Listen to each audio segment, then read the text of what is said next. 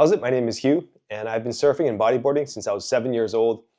But I wanted to find a way to have fun in the ocean when there are no waves. And longboarding can be fun, but sometimes there's just not enough waves even for longboarding. There are a couple of options out there, namely foiling and skimboarding. But with foiling, there's a lot of expensive equipment to buy, and I'm not sure if I'm actually going to like it or not. On top of that, it's really hard to find a place that will rent foiling equipment. So I decided to give skimboarding a try mainly because the equipment is inexpensive, it's easy to transport, and places rent skimboards. Now I might try foiling in the future, but for now, skimboarding really appeals to me. We recently took a vacation to Florida, and Florida is notorious for not having waves, so I thought this was the perfect opportunity to try skimboarding. Now keep in mind that this is my first time skimboarding ever. I've never done it before. So before my trip, I researched a few places online where to get skimboard rentals. And I had to drive about 25 minutes from my Airbnb to the rental place, but it was not bad at all because anywhere you go in this area, you're going to drive at least 20 to 30 minutes. So I went to pick up the skimboard. I rented from Island Water Sports. This is not sponsored or anything. I just found them online, and they have a very reasonable weekly rate. Some places charge by the day or even by the hour, so their rate was very affordable, and it allowed me to have the skimboard and use it as much as I want for the entire vacation.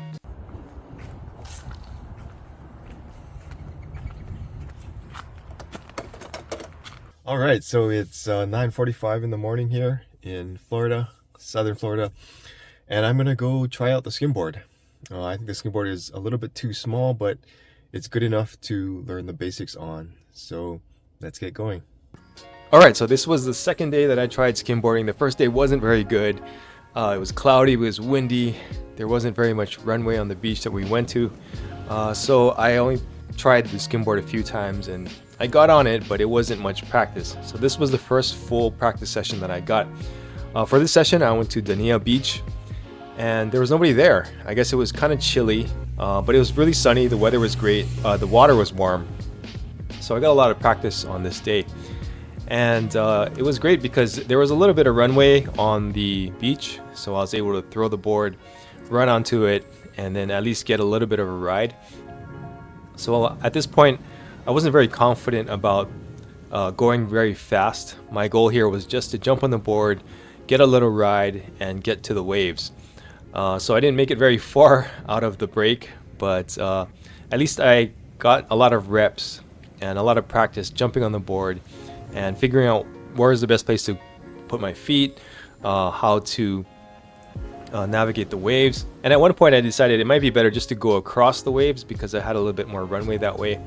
And that didn't really help too much. I think I got better runs when I went straight into the waves.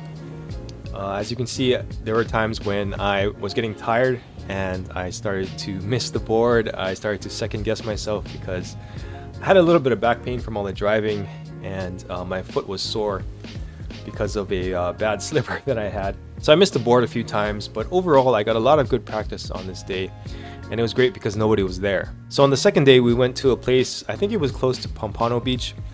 I think that's the beach that we went to, and it was great because there was this little parking lot there that didn't have very many spaces, but there were a lot of empty ones. So I guess this was kind of like a local spot.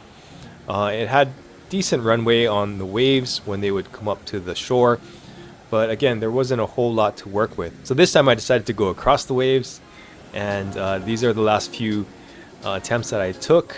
But overall I got some good practice and I was able to jump on the board pretty reliably when I wasn't tired. So the question is, would I do this again? Totally. I totally want to get better at this. This was a lot of fun. I think the board was a little bit too small and not buoyant enough for my weight. I weigh 195 pounds or about 88 kilos. So it was a little tough for me to float out to the waves. And like I said before, I wasn't running fast enough. So that's another thing I have to work on, but that just comes with practice. And overall, I think I did pretty well for my first 2 tries at this. And I want to do it some more. So if you want to see how I progress at this, subscribe to the channel, and thanks for watching. Hello. Hi. Done? Yeah. Okay.